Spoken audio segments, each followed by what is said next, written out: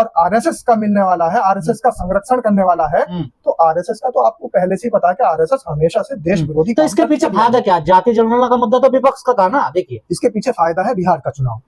तो बिहार में तो जाति जनगणना हो गई, जाति जनगणना जो हुई थी उससे लोग संतुष्ट नहीं थे, और जातिगत जनगणना अगर वहां हुई थी तो तेलंगाना की तरह थोड़ी हुई थी। तेलंगाना में जो जातिगत जनगणना हुई है वहां पे रिजल्ट भी सामने आए हैं। तेलंगाना मॉडल चाहिए सबको। सब देखिए, संसाधनों में बंटवारा होने की बात जो लोग कह रहे हैं, भारतीय जनता पार्टी तो हर चीज में बंटवारा करती चली आ रही है। सरकार की मंशा के ऊपर आधार पर होगा जो कुछ होगा। सरकार की अगर मंशा ये रहेगी कि वो जातिगत जनगणना के बाद भी एक तबके को निचला दिखाना चाहे तो निचला दिखाएगी। आप देखिए, डॉक्टर रघुनाथ मिश्रा आयोग की जब सिफारिश आई थी, जब उनका यहाँ पर सर्वे हुआ था, तब उन्होंने क्या कहा था, इस देश के अंदर लोगों के हालात इतने बुरे हैं, वो भी कितने 80% से ज्यादा लोगों के, जो दलितों से भी बदतर जिंदगी जी रहे हैं। दलित तो छोड़िए, शोषित तो छोड़िए, वंचित तो छोड़िए, उनसे भी बदतर जिंदगी जी रहे हैं। देखिए, जातिगत जनगणना का जो फैसला सरकार ने लिया है, पहले वो उसका विरोध कर रहे थे। विरोध तो एफडीआई का भी सरकार ने पहले खूब किया है। जब कांग्रेस ने एफडीआई लागू करने की बात की थी, तो यही भारतीय जनता पार्टी के नेता थे, सांसद थे, कि संसद में भी हंगामा हुआ था और सड़कों पर भी हंगामा हुआ था। आप बात देखिए जो योजनाओं की क्रियान्वित करने की, तो इन्होंने तो जितनी कांग्रेस की योजनाएं थी उनको क्रियान्वित किया है। जैसे मनरेगा आप देखिए किसकी योजना है, आवासीय योजना देखिए आप किसकी योजना है। आज प्रधानमंत्री सड़क योजना की बात करते हैं तो सड़क योजना किसकी योजना है, इंदिरा आवास योजना किसकी योजना थी। तो जो गांव को, ग्रामीण क्षेत्रों को बाहर की सड़कों से जोड़ने का काम था वो किसकी योजना थी। तो जितनी भी योजनाएं कांग्रेस की थी उन्हीं को आज भारतीय जनता पार्टी क्रियान्वित। नहीं, बीजेपी कहती रही है ना जाति जनगणना से विभाजन होगा समाज में, तो अब विभाजन नहीं होगा क्या?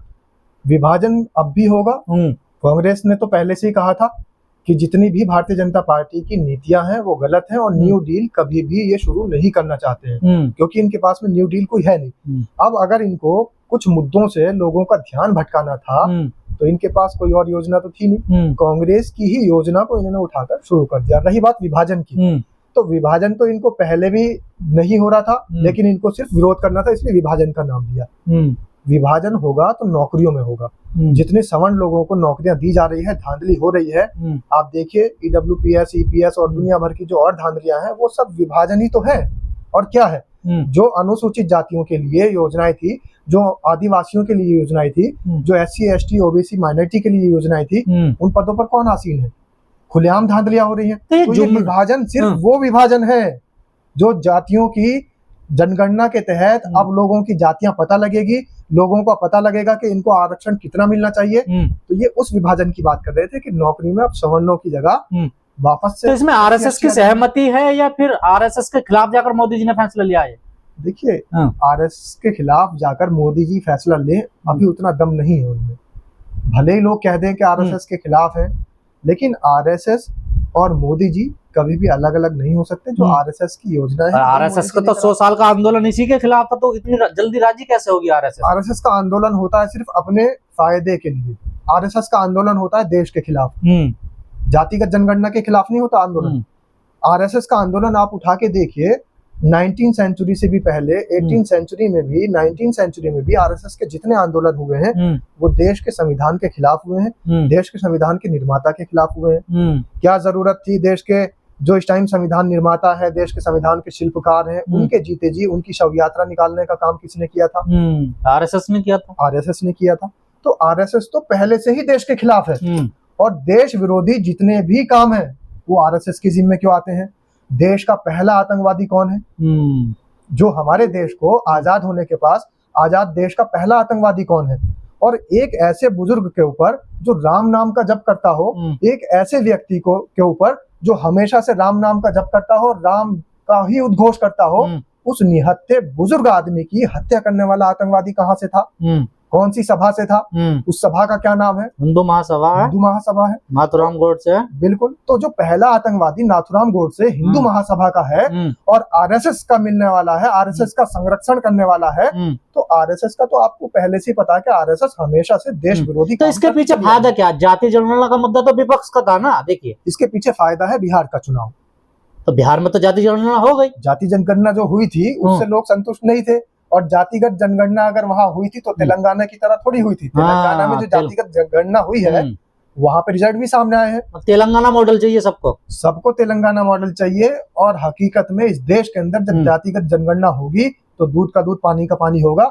हालांकि एक इसमें भी टर्म एंड कंडीशन है, नियम और शर्तें इसमें भी लागू हैं। वो क्या लागू है? अभी जितनी पार्टियां खुश हो रही हैं, चाहे वो कांग्रेस हो, बसपा हो, भाजपा हो, या कह रहे हमारी जीत हो गई है। हाँ, वो लोग कह रहे हैं कि हमारी जीत हो गई, जातिगत जनगणना को मंजूरी मिल गई है। लेकिन अभी इनको ज्यादा खुश होने की जरूरत नहीं है। क्यों? क्योंकि सवाल ये उठता है, जब देश का सबसे बड़ा पर्व मतदान, उसमें धांधली हो सकती है, जिसके अंदर चुनाव आयोग होता है, जिसके अंदर स्वतंत्र रूप से कभी भी कोई सी पार्टी इन्वॉल्व नहीं होती, सरकार भी इन्वॉल्व नहीं होती, चुनाव आयोग उसको कराता है। लेकिन ये जो जातिगत जनगणना होगी, ये कौन कराएगा? इसके अंदर तो सरकारी मिशनरी लगेगी, इसके अंदर तो सरकारी लोग लगेंगे। जो एक BLO धांधली के अंदर शामिल हो सकता है, जो एक पर्यवेक्षक, जो RO एक धांधली के अंदर शामिल हो सकता है, जो बूथ अधिकारी धांधली के अंदर शामिल हो सकते हैं। तो इस बात का क्या सबूत है? इस बात की कौन सी जिम्मेदारी? लोग कह रहे हैं डिजिटल होगी, जब हम सबमिट करेंगे फॉर्म तभी, जब क्लिक करेंगे होगा तभी मानी जाएगी। अब कागज पे काम नहीं होगा। डिजिटल तो वीवीपैट भी होती है। हाँ। बटन तो EVM मशीन का भी दबता है। बटन तो लोग दबाकर आते हैं EVM मशीन पे जाकर, साइकिल का, हाथी का और हाथ के पंजे का। गांव में तो पता होता ना, हर गांव में कौन सी जाति कितनी है, इसमें ज्यादा घोटाला नहीं कर सकते ना सरकार। लेकिन जब डेटाबेस बहुत बड़े स्तर पर जाएगा और देश की सरकार के पास में, और पूरा डेटाबेस जगह जगह से इकट्ठा होगा, ग्रामीण अंचलों से जाकर फिर तहसील स्तर पर, तहसील स्तर से जिला स्तर पर, जिला स्तर से प्रदेश स्तर पर, प्रदेश स्तर से राष्ट्रीय स्तर पर, तब आप कैसे छानबीन करेंगे कि एक गांव के अंदर सिर्फ इतनी जातियां थी और यहाँ पे इतनी है? आंकड़े तो एक साथ आएंगे, परसेंटेज तो एक साथ आएंगे। तो धोखाधड़ी होगी इसमें, आपको लगता है? बिल्कुल हो सकती है। इसलिए इसका जो इंफ्रास्ट्रक्चर बनेगा, उस पर सारी विपक्षी पार्टियों को सतर्क रहने की जरूरत है। और इसमें ज्यादा खुश होने की बजाय लोगों को सतर्कता और जागरूकता फैलाने की जरूरत है। और कुछ लोग कह रहे हैं कि जाति जनगणना से पहले तो बैकलॉग जो खाली पड़े उन्हें भरवा लीजिए। देखिए, वो भी एक बड़ा मुद्दा है। देखिए, वो तो एक बड़ा मुद्दा है ही, लेकिन इससे भी बड़ा एक मुद्दा है। आपने देखा होगा, पिछली बार एक जगह भर्ती निकली और शिक्षकों की भर्ती थी, जिसके अंदर 16,000 शिक्षकों को रखना था। लेकिन वहां पर किनको रखना था? जो आरक्षित पद थे उनको रखना था। रखे कौन गए? अनारक्षित पद रखे गए। 2,400 आरक्षित पदों पर भर्ती हुई। इसके अलावा 14,000 कुछ अनारक्षित पदों पर भर्ती हो गई, धांधली हुई। अभी तो जातिगत जनगणना से भी आंकड़े भी सामने, लेकिन सर जब ये आंकड़े आएंगे तो आपको नहीं लगता आरक्षण का जो दायरा वो भी बढ़ाना पड़ेगा? बिल्कुल बढ़ाना पड़ेगा। आरक्षण में भी चेंजिंग होगी, बदलाव होंगे। और जो बात लोग कहते चले आ रहे हैं, विपक्षी पार्टी के नेता कहते चले आ रहे हैं, जिसकी जितनी संख्या भारी उसकी उतनी भागीदारी, तो भागीदारी तय होगी संख्या के आधार पर। अब जातिगत जनगणना के आंकड़े कैसे आते हैं, उन आंकड़ों के हिसाब से ही आरक्षण नहीं। भागीदारी कैसे मिलेगी? जो लोग हजारों सालों से संसाधनों पे कब्जा करके बैठे हैं, वो कैसे आसानी से दे देंगे आपको? जैसे तेलंगाना में मिली, एक मॉडल आपके सामने है। जब वहां पर OBC के लिए आरक्षण दिया गया और संख्या के आधार पर आरक्षण दिया गया, इसी तरीके से पूरे देश में आरक्षण लागू होगा। तो कहीं ना कहीं जो धांधली हो रही है इस पर तो तब भी आपको निगरानी रखनी पड़ेगी, सतर्कता बरतनी होगी, वरना सावधानी हटी और दुर्घटना घटी। जैसे EVM का खेल है, वैसे ही जातिगत कुछ एंकर बड़ी परेशान हो रही है, इसको कह रहे जाति जाति पूछी जाएगी। अब देखिए, ये जो टीवी रोड की हवेलियों की आप बात कर रहे हैं, और टीवी रोड पर बैठने वाली, टीवी रोड की हवेलियों पर बैठने वाली जो एंकराइन है, वो तो हमेशा से जहर उगलने की बात करती है। अब आप देखिए, पाकिस्तान का उन्होंने पहले ही पानी बंद कर दिया, जबकि वहां जो है अभी पानी धड़ल्ले से जा रहा है, कुछ नहीं हुआ। लेकिन टीवी जो रोड की एंकराइन है, वहां की हवेलियों से चीखने चिल्लाने वाली जो एंकराइन है, उन्होंने अपने ऑफिस से सेक्टर 16 फिल्म सिटी से इतने बम गिरा दिए कि पाकिस्तान अब वजूद में ही नहीं है। लेकिन नितिन गडकरी का क्या होगा, जो कहते थे जो जाति जाति करेगा हम उसके पीछे लात मारेंगे, ये है? या फिर वो अनुराग ठाकुर हो, नितिन गडकरी हो, योगी आदित्यनाथ हो, ये कब अपने स्टैंड पर खड़े रहे हैं? भारतीय जनता पार्टी की तो पुरानी नीति है कि कुछ भी बोल दिया, जुमलेबाजों की सरकार है। अब तो तारीफ कर रहे हैं, सब तारीफ गिना रहे हैं। तारीफ गिना रहे हैं। इन्होंने बोला लात मारेंगे, योगी आदित्यनाथ ने विरोध किया, अनुराग ठाकुर ने विरोध किया, लेकिन बाद में जब इनसे सवाल पूछा जाता है तो उसी तरीके से जवाब मिलता है जैसे अमित शाह ने और नरेंद्र मोदी जी ने दिया था। जब 15 लाख का सवाल हुआ था, जब 2 करोड़ नौकरी का सवाल हुआ था, तो क्या जवाब मिला था? जुमले। चुनावी जुमले हैं, चुनाव आता है, जुमले बोल दिए जाते हैं। नहीं, बटेंगे तो कटेंगे। अब तो जाति जाति में बटेंगे। देखिए, बटेंगे तो कटेंगे इन्होंने तब बोला था जब चुनाव था, और चुनाव जीतने नहीं, अब तो खुद ही बांट रहे हैं ना। ये देखिए, अब बांटने का काम भी कर रहे हैं और काटने का भी काम कर रहे हैं। ये क्या हुआ? आप देखिए, पहलगाम में जो हो रहा है, लोग, एक विधवा, एक शहीद की अगर वो बोल रही है तो लोग उसको गालियां दे रहे हैं। तो ये गालियां देने वाले लोग कौन है? ये भारतीय जनता पार्टी के IT सेल के लोग हैं। ये वही नफरती गैंग के चिंटू हैं जो हमेशा से बटेंगे कटेंगे, एक है तो सेफ है, इन नारों को बार बार प्रमोट करते थे। वही लोग आज शहीद की विधवा को गालियां दे रहे हैं। तो ऐसे 2 रुपए के एक ट्वीट पर काम करने वाले दिहाड़ी के मजदूर, बेरोजगार, उनके कहने से कुछ नहीं होता। ये लोग कह रहे हैं कि जाति जनगणना होगी तो आरक्षण भी बढ़ेगा, आंकड़े जैसे जैसे आएंगे, नौकरी हिस्सेदारी, तो फिर मेरिट का क्या होगा? इनके पास मेरिट तो है नहीं जो आरक्षण वाले हैं। ये देखिए सबसे मेन मुद्दा ये होगा जातिगत जनगणना के बाद में कि आरक्षण किस तरीके से दिया जाए। अभी एक जंग ये जीते हैं कि मंजूरी हो गई है जातिगत जनगणना को, लेकिन इसके बाद में बहुत सारी चुनौतियां हैं। सरकार आरक्षण की भी चुनौती है। सरकार तो कोशिश करेगी वही सवर्णों को भरेगी। सरकार तो ये भी चाहेगी कि आंकड़े बदल दिए जाए। सरकार तो ये भी चाहेगी मनमाफिक जो सवर्णों का पहले से समर्थन करते चले आ रहे हैं उन सवर्णों को ही ज्यादा आगे रखा जाए। लेकिन बात है बहुजन समाज का क्या होगा। बाबा साहेब भीमराव अंबेडकर ने संविधान के आधार पर जो आरक्षण देने की बात करी थी, उस आरक्षण का क्या हो रहा है? क्या आपको लगता है कि आरक्षण जो 50% का कैप है वो हट जाएगा? 50% का कैप हटकर मैं तो कह रहा हूँ 70% पहुंच जाना चाहिए। ये तब तय होगा जब आंकड़े आपके सामने होंगे। अभी देश के अंदर यही नहीं पता कि तो मोटे मोटे आंकड़े तो सबके पास है ना, 80-20 का या 85-15 का, तो 70-30 का, 80-20 का, 60-40 का, जो भी आंकड़े हैं वो भी सही तरीके से क्रियान्वित नहीं हो पा रहे हैं। उनमें भी धांधलियां हैं। तो जो आंकड़ों की बात आएगी आरक्षण के बाद, जातिगत जनगणना के बाद जो आरक्षण होगा वो तो बात अलग रही। अभी भी आप देखिए जिनको आरक्षण मिला हुआ है उनकी तैनाती क्यों नहीं हो रही, उनके पद रिक्त क्यों पड़े हुए हैं। सवाल कोई पूछता है RTI एक्ट के तहत, जबकि सरकार का दायित्व बनता है कि उसका जवाब दे। लेकिन RTI एक्ट के तहत भी जवाब सिर्फ उन बातों का दिया जाता है जिसमें सरकार का फायदा हो। जहां सरकार की पोल खुलती नजर आती है तो उसको टरका दिया जाता है, दूसरे विभाग का बता दिया जाता है। आप देखिए कितने RTI एक्टिविस्ट आज के टाइम में एक्टिव हैं। RTI एक्टिविस्ट इसलिए एक्टिव नहीं है क्योंकि सरकार खुद धांधली वाले जवाबों को दे नहीं पाती है और बरगला देती है। लेकिन जो सामाजिक न्याय के पक्षधर हैं वो लोग कह रहे हैं कि संसाधनों में भी बंटवारा होगा। क्या ये आसान है? देखिए संसाधनों में बंटवारा होने की बात जो लोग कह रहे हैं, भारतीय जनता पार्टी तो हर चीज में बंटवारा करती चली आ रही है। सरकार की मंशा के ऊपर आधार पर होगा जो कुछ होगा। सरकार की अगर मंशा ये रहेगी कि वो जातिगत जनगणना के बाद भी एक तबके को निचला दिखाना चाहे तो निचला दिखाएगी। आप देखिए डॉक्टर रघुनाथ मिश्रा आयोग की जब सिफारिशें आई थी, जब उनका यहाँ पर सर्वे हुआ था, तब उन्होंने क्या कहा था, इस देश के अंदर लोगों के हालात इतने बुरे हैं, वो भी कितने 80% से ज्यादा लोगों के जो दलितों से भी बदतर जिंदगी जी रहे हैं। दलित तो छोड़िए, आप शोषित तो छोड़िए, वंचित तो छोड़िए, उनसे भी बदतर जिंदगी जी रहे हैं। जब आप देखिए डॉक्टर राजेंद्र सच्चर की सिफारिशें आई थी और समिति बनी थी, इस देश के अंदर सर्वे हुआ था, तब क्या हालात सामने नहीं आए थे? उन हालातों पर काम क्यों नहीं हुआ? उन्होंने तो ये भी बताया था कि मुस्लिमों में भी ऐसे मुस्लिम हैं जिनके हालात दलितों से बदतर हैं। तो उन मुस्लिमों का क्या हुआ? भारतीय जनता पार्टी कब मुस्लिम हितैषी है?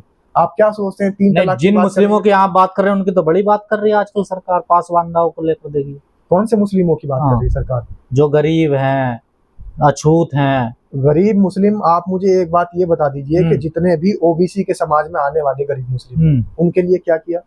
जितने SC ST, फिर वही डॉक्टर राजेंद्र सच्चर तो कह तो रहे हैं ना, वक्फ बोर्ड कानून ला रहे हैं, अब जो जमीन है वो उन्हीं से तो उनका फायदा करवाएंगे। कह नहीं रही है सरकार? वक्फ बोर्ड कानून लेकर आएंगे और उसके अंदर सेंधमारी करेंगे, 2 अपने लोग लगाएंगे और वहां देखेंगे कि कितना पैसा आ रहा है। आखिर जो कब्रिस्तान है वक्फ बोर्ड के, जो लोगों के, मुसलमानों के कब्रिस्तान है, उससे कौन फायदा ले रहा है? लेकिन सर एक मुद्दा बहुत उठता है, जैसा आपने भी कहा कि जो गरीब OBC मुसलमान है उनको भी आरक्षण के दायरे में आ जाना चाहिए। उन्हें धर्म के कारण उनको हटा दिया गया, क्योंकि जो दलित इधर है वो दलित तो मुसलमानों में भी है ना, जो चमार जाटव SC या धानुक वो तो सब उधर भी है। इसीलिए तो जातिगत जनगणना होगी। धर्म के आधार पर जातिगत जनगणना नहीं होती। जाति जिसकी OBC में आएगी OBC में आएगी, जिसकी जाति SC में आनी होगी SC में आएगी। जातिगत जनगणना में पसमानदा मुस्लिम हो या पसमानदा हिंदू हो, पसमानदा समाज का एक पूरा डेटा हमारे पास होगा तो शायद पता लगेगा कि इस देश के अंदर कितने व्यक्ति पसमानदा हैं। जो ये हवाई आजकल फायरिंग चली जा रही है, और नरेंद्र मोदी जी हो या भारतीय जनता पार्टी के और शिखर के नेता हो, वो बार बार ये कहते थे कि हमने मुसलमानों को सौगाते ईद दे दिया, हमने मुसलमानों को वक्फ बोर्ड के नाम पर बहुत बड़ा लॉलीपॉप थमा दिया। तो ये इस तरीके के लॉलीपॉप देने की अब कहीं भी गुंजाइश नहीं बचेगी, क्योंकि लोगों के सामने आंकड़े होंगे, जातिगत जनगणना होगी तो पता लगेगा कि इतने OBC मुस्लिम है, इतने OBC हिंदू है। लोग तो ये भी कह रहे हैं कि इस फैसले से मोदी जी पिछड़े, उनके अंदर का पिछड़ापन जाग गया। देखिए देखिए मोदी जी कहाँ पिछड़े हैं। हाँ, आरएसएस के खिलाफ बता रहे हैं लोग तो ना कि आरएसएस के खिलाफ गए, एजेंडे के खिलाफ। देखिए पहली बात तो यही समझ में नहीं आता कि मोदी जी की जाति क्या है। अभी तक लोगों को ये नहीं पता। उन्होंने खुद कहा मैं पिछड़ा हूँ, उन्होंने तो ये भी कहा मैं पठान का बच्चा हूँ। वो तो जब कहीं जाते हैं तो पठान बन जाते हैं। अभी जब कतर का वहां से सदर आया था, कतर का जो राष्ट्रीय अध्यक्ष आया था, तो वो एकदम से भाईजान बन गए थे और उन्होंने कहा था कि ये मेरे भाई हैं, मेरा इनसे बड़ा पुराना नाता है। जब वो कहीं शाक्य के बीच में जाते हैं तो शाक्य बन जाते हैं, जब वो कहीं मौर्य के बीच में जाते हैं तो मौर्य बन जाते हैं, और कहीं दलितों के बीच में जाते हैं तो ये कहते हैं मेरा दलितों से पुराना नाता है। यहाँ तक के अगर वो विदेश की धरती पे जाते हैं तो कहते हैं मैं महात्मा गौतम बुद्ध की धरती से आया हूँ, मैं उनका बच्चा हूँ। पर ये तो 100 साल का आंदोलन आरएसएस का बेकार हो गया ना। उनका जो सपना था हिंदू राष्ट्र बनाना या जो हिंदुओं को एकजुट करना, ये तो अब सब टूर अलग अलग हो जाएंगे। देखिए हिंदू राष्ट्र की कल्पना एक मात्र कल्पना है। हिंदू राष्ट्र किसे कहते हैं? ये धर्मनिरपेक्ष राष्ट्र बनाएंगे या हिंदू राष्ट्र बनाएंगे? और अगर हिंदू राष्ट्र बना रहे तो फिर अखंड भारत कौन सा होगा? अखंड भारत में पाकिस्तान भी आएगा, अखंड भारत में उज्बेकिस्तान भी आएगा, अखंड भारत में तालिबान भी आएगा, अखंड भारत में बांग्लादेश भी आएगा, अखंड भारत के अंदर फिलिस्तीन, क्या नाम इसका, अफगानिस्तान भी आएगा, काबुल भी आएगा। तो अखंड भारत के अंदर जब इतनी मुस्लिम कंट्रीज आएगी तो फिर हिंदू राष्ट्र कहाँ से बनेगा? तो इनका अपना स्टैंड खुद का क्लियर नहीं है कि अखंड भारत बनाएंगे या हिंदू राष्ट्र। आरएसएस बदल रहा अब, मोहन भागवत कई बार कह चुके हैं ना इस बात को। देखिए आरएसएस कभी नहीं बदल रहा है। आरएसएस सिर्फ और सिर्फ वो वाला गिरगिट है जो मौके की नजाकत को देखकर समय के अनुसार चलता है। बिल्कुल, मौके की नजाकत को देखकर रंग बदल देता है। वो आरएसएस वो वाला गिरगिट है। आपने देखा होगा कि आरएसएस प्रमुख कभी कहते हैं मुसलमानों की लिंचिंग नहीं होनी चाहिए। मोहन भागवत कहते हैं सबका डीएनए एक है, सबका डीएनए एक है। और मुसलमानों की लिंचिंग करने वाले सबसे ज्यादा लोग कौन है वो भी आप देख रहे होंगे देश के अंदर। जय श्री राम का नारा लगवाकर लोगों को मारने वाले लोग कौन है आप ये भी देख रहे होंगे। दूसरी सबसे बड़ी बात यह है कि अभी आप देखिए कि साजिश कितनी बड़ी है।